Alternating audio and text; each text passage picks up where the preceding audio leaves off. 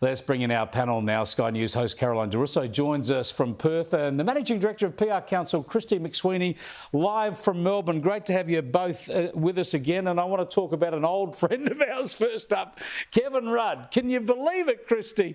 He sent to Washington as Australia's man in the US, yet he's still flying to Singapore and to Switzerland, any junket around the country. They even sent him to Davos, for crying out loud. $150,000 worth of overseas travel for the former Prime Minister who's supposed to be looking after Washington.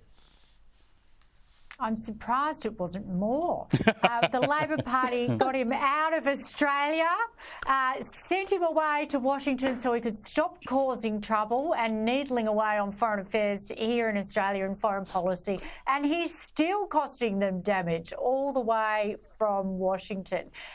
So, look, of course, the Australian ambassador does need to get around the place, but he probably doesn't need to get around to so many places. He's not the ambassador for the international speaking circuit. No, he's not, but he thinks he is.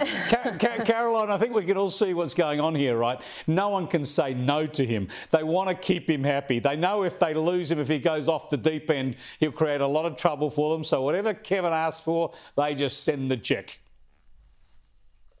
Well, I've got nothing to say now because my comment was exactly the same as Kristy's. I'm surprised there's not more than 150 grand. I was pleasantly surprised, actually, for Kev.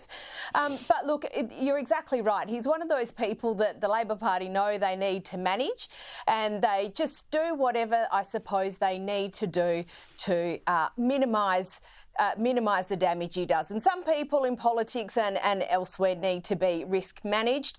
On your tiny little editorial at the beginning there, Janis Joplin Pearl is one of the best albums that was ever created. My mum has it on LP, Chris, and I danced around the living room to that song and many others as a child, probably showing my age slightly. Yeah. But it was wonderful to hear Christopherson sing that song, and you're right, he wrote some beautiful words for some other artists that have absolutely lived on.